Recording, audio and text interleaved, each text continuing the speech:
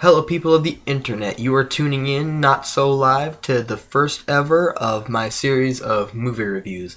I'm in the dark because I wanted to set the mood for the whole Halloween-y theme, and I'm going to be reviewing a horror movie that, if I was in that horror movie, I'd be dead right now. Friday the 13th. So, Friday the 13th, just let me minimize my window. Friday the 13th is essentially, just to give you a brief synopsis, one of several different movies that were coming out in the 80s that were slashers. If you don't know what a slasher is, you're stupid, but I'll explain anyway. A slasher is essentially one of those movies where there's one murderer, usually psychotic or something else is terribly wrong with them, and they go around killing people, usually teenagers who are rowdy and drug-obsessed, and kills them off one by one. Now, right around the 80s, there was this huge boom of slasher films. That's right around when Nightmare on Elm Street, Halloween, and Friday the 13th came out. And basically, that was because everyone was trying to cash in on this horror movie thing.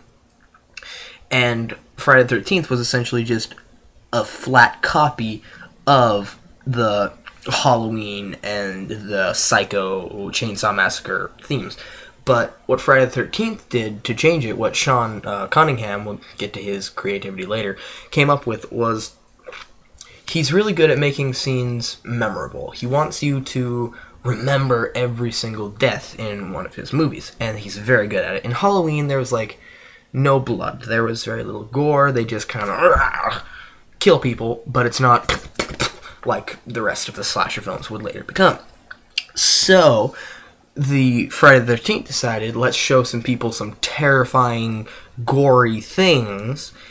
Like, basically the movies that kind of pioneered those were the zombie movies, which were also coming out, well, they were coming out way before the slasher films, but let's use that kind of violence in a hack-and-slash killer. So that's where Friday the 13th was born. And the Friday the 13th, they're not really like a, ooh, oh my god, type scary. They're jump scares and suspense. There's basically just an entire movie of building you up to that one jump scare, and it just lays you flat. And for those of you who don't know, a jump scare is referring to a horror movie where there's a scene that just kind of hits you, where it makes you jump out of your seat. That's what it does. It's a spook. It's a startle. It's a fright. And that's all it pretty much is. So, I'm sorry, I keep wiping my nose, I'm getting a cold. But, basically, Friday the 13th, it sets you up for a bunch of different scenes, and then it hits you with them. And they're very good, and Sean S. Cunningham is very good at getting those moments so that you don't exactly know when they're happening. In some later films, especially like Scream, mainly Scream because Scream is making fun of other slasher films, and so it really emphasizes the oh, I knew that was going to happen moments. Not terribly, I mean, but it's the best example I can think of. And also, like, Final Destination is kind of a weird, sort of like that. They're not really jump scares, but they build you up to what you think is going to happen, and they hit you with something completely different. That's how pretty much everyone dies in the Final Destination. That's why I hate those movies, because you just know, like, oh, well, that's not what's going to kill him, even though it's sharp and flying at him. But, you know, I know something else is going to happen. But, the Friday the 13th, especially the last jump scare, I'm not going to spoil it for anyone, but if you go into this movie completely blind, which most of you won't, you've heard of Friday the 13th, and you've seen at least some of the movies, not the original probably, you're probably thinking, oh, Friday the 13th, that's Jason. It's not. The original is not. But for those of you who are going into this series blind, you will be blindsided by that jump scare, and it still gets me. I know exactly when it's going to happen, and it still makes me like, ah! Just because they set it up so well. And, getting back to the other thing I was talking about, it's, the Friday the 13th also, the original one is a completely separate entity from the rest of the movies. That's how a lot of the 80s slasher films were. They weren't set up to be franchises, like Halloween, Scream, Nightmare on Elm Street, Friday the 13th, Chainsaw Massacre, Psycho. They were all meant to be one movie. Get that straight. They weren't meant to be huge franchises like they would become. Jason and Freddy are synonymous with horror movies, and they're symbolic of their franchises. That wasn't planned, and that wasn't the original intention.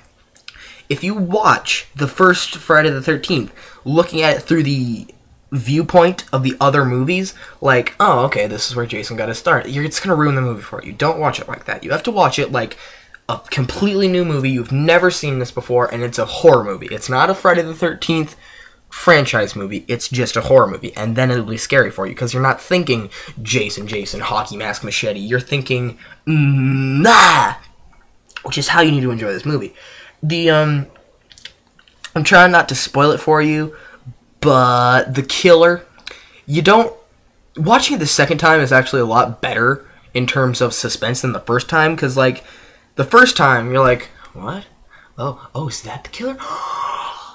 Whoa. And it doesn't really, for some reason in this movie, one of the very few complaints I have about it is that moment doesn't punch you like it should. At least me. I'm a 14-year-old guy, what do I know? But that scene where you finally get to know who the killer is, it doesn't hit you. It's kind of builds up, and that build-up isn't relinquished by anything. It's just this build-up, and then it just kind of... There's not a build-up and then a crash, like I think it should be. It's really more of just a, what? Oh, that makes sense.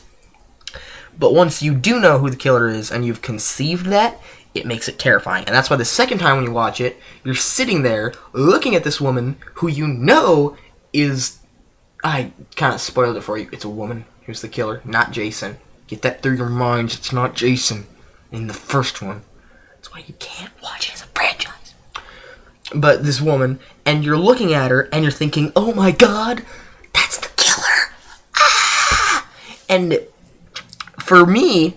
I actually literally did that. I kid you not. When I first saw this movie, I went into it not having seen it before, but I knew everything about it because I'm not stupid and I follow pop culture. But I saw it and I was like, oh my god, that's the killer.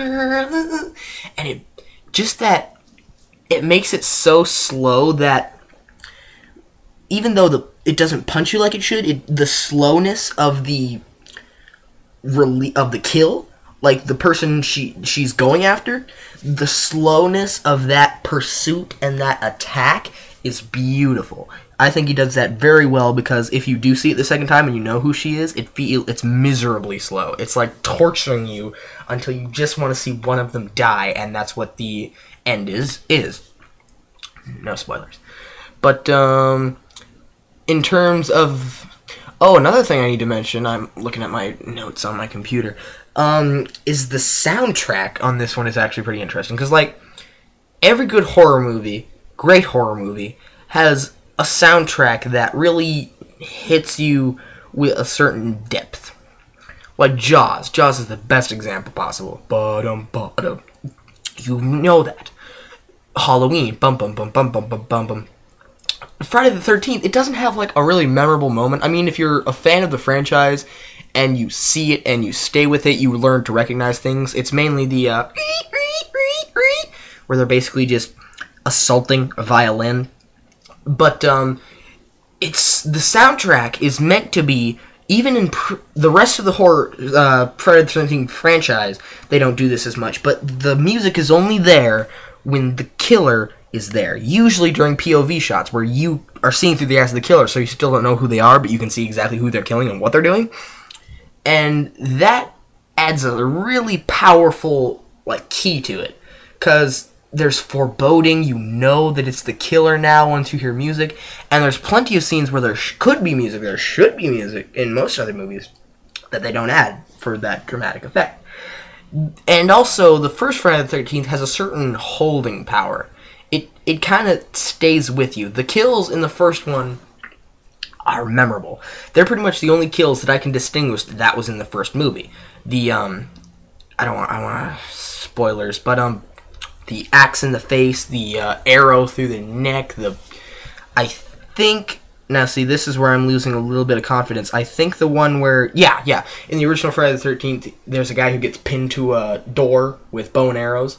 And that one just blew my mind. It was an amazing, grotesque, and... but still fascinating sort of kill. And it really sticks with you. The other ones... in my mind, the other kills, they just kind of blend together, so you can't really distinguish what movie they were from. I can't remember where any kills are from other than the first one.